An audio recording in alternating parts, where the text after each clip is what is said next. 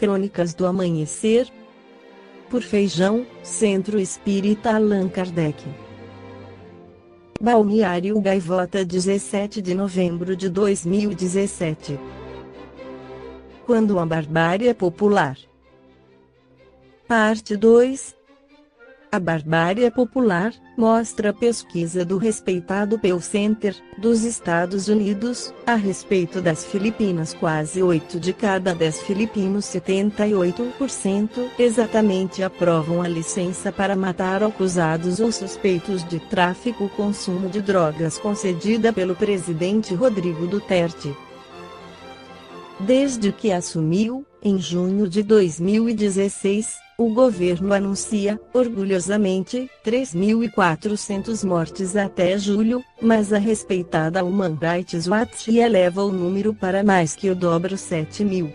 A reação internacional a esse flagrante desrespeito ao devido processo legal não é acompanhada nas Filipinas. 86% dos consultados pelo Pew têm uma visão favorável do presidente. Talvez porque a grande maioria, 78%, diz que a sua situação econômica é boa. Quando a economia vai bem, o governo de turno recebe boas notas. É um clássico, em qualquer país, mas passa a ser uma patologia social quando a satisfação com a economia leva a fechar os olhos para a barbárie. É óbvio que o presidente não aceita que sua política seja rotulada como bárbara. Prova o fato de que autorizaria o assassinato até de seu filho, Paolo Pulong Duterte, 42 anos, se for verdadeira a denúncia de um deputado oposicionista de que ele está envolvido com drogas. Em discurso na quarta-feira 20 aos funcionários do Palácio Governamental, Duterte contou que dissera ao filho: "Minha ordem é para matá-lo se você for apanhado. E eu protegerei os policiais que executarem a ordem, se for verdadeira a acusação. Meu receio é o de que esse tipo de selvageria encontre apoio em outras latitudes, no Brasil, por exemplo." O caos que está instalado no Rio de Janeiro e o fato de que o Estado está perdendo a guerra contra o narcotráfico só podem estimular a pregação de que bandido bom é bandido morto. Já é preocupante o fato de que 60% dos adultos brasileiros disseram concordar, em pesquisa recente do Fórum Brasileiro de Segurança Pública, com a frase: "A maioria de nossos problemas sociais estaria resolvida se pudéssemos nos livrar das pessoas imorais, dos marginais e dos pervertidos." É verdade que, em pesquisa também recente, mas do Datafolha, o número de consultados favorável à pena de morte oscilou de 43% para 42% entre 2014 e 2017. O sentido comum manda acreditar que o número de apoiadores de execuções extrajudiciais, como está acontecendo nas Filipinas, seria ainda menor. Mas há dois fatores que recomendam preocupar-se com o avanço da selvageria. Primeiro, o agravamento notório da situação de segurança pública no país em geral e mais particularmente no Rio de Janeiro, a grande vitrine do Brasil para o bem e, neste caso, para o mal. Segundo fator, o surgimento e o crescimento de um pré-candidato, Jair Bolsonaro, com um discurso similar ao de Duterte. Bolsonaro já escolheu seu inimigo comum: os bandidos, que ele promete prender, fuzilar ou dopar, de acordo com o momento, como escreveu faz pouco Ana Estela de Souza Pinto, autora de uma notável série de reportagens sobre as Filipinas no fim do ano passado.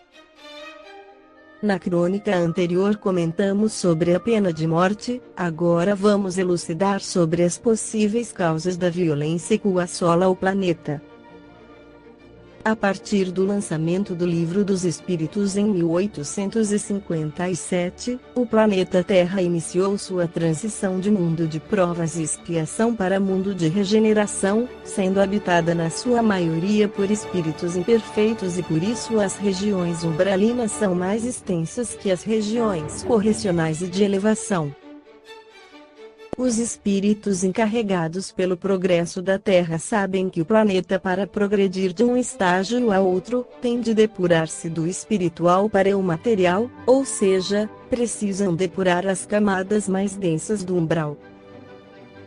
Para isso necessitam fazer com que os espíritos que vivem nestas regiões sejam retirados. Aplicando-se à justiça divina, eles ganham nova oportunidade de reencarnarem, onde poderão regenerar-se.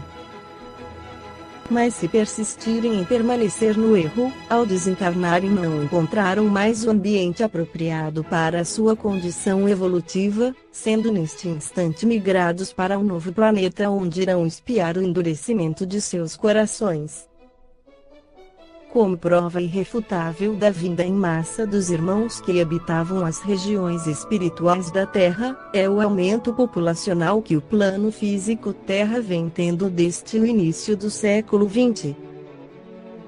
Analisemos que a característica da grande maioria dos que encarnaram neste período, se enquadram como espíritos imperfeitos, ou seja, são espíritos com propensão ao mal, à ignorância, ao orgulho, ao egoísmo e às más paixões. Os seus conhecimentos sobre as coisas do mundo espiritual são limitados e o pouco que sabem se confundem com as ideias e os preconceitos da vida corpórea.